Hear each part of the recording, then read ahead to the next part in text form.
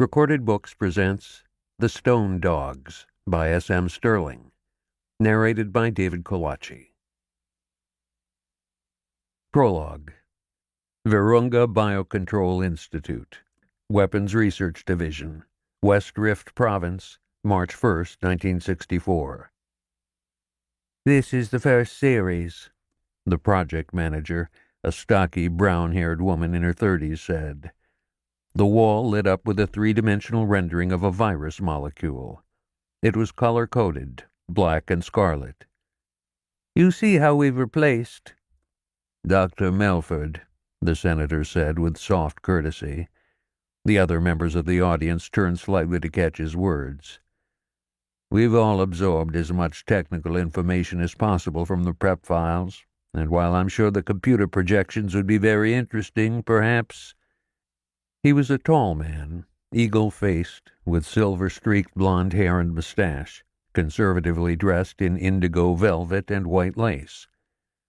There was no impatience in his posture, leaning back at his ease in one of the 24 swivel chairs that lined the little auditorium. Still, the woman in the white lab coat flushed slightly, coughed to cover it. Her fingers moved on the controls. "Well," she said.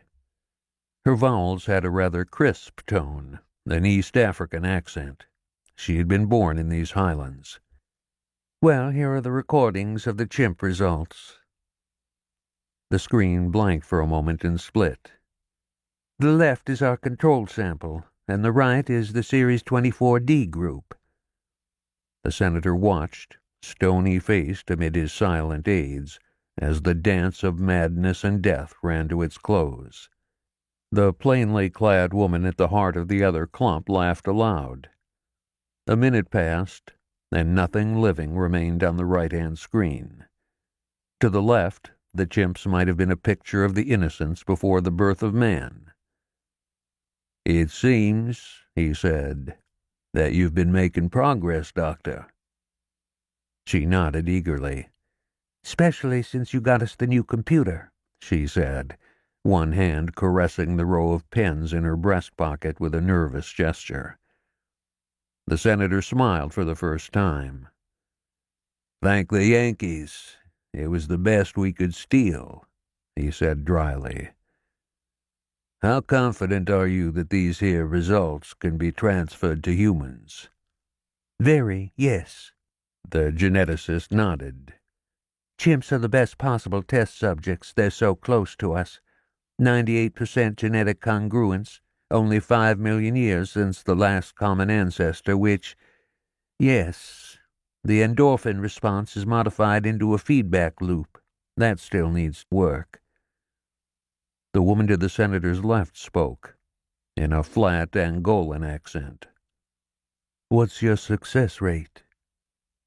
She was younger than the senator, perhaps 45, head of a committee in the House of Representatives that attracted little public attention.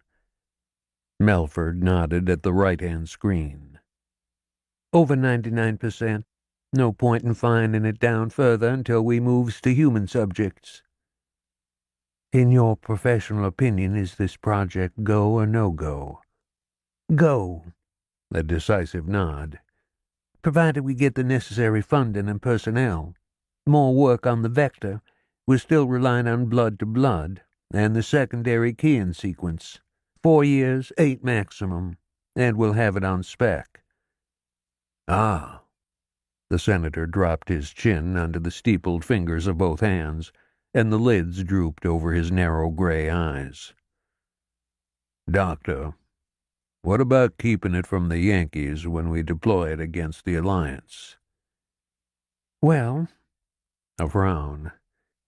"Well, they're not as, sophisticated at biotech as we are. Those Luddite fanatics of theirs who keep protesting every time they try to use something. And then again, they can't test humans to destruction the way we can. Sloppy." To keep listening to this audiobook, I've left you a link in the description so you can do it, at no cost thanks to Audible's 30-day free trial.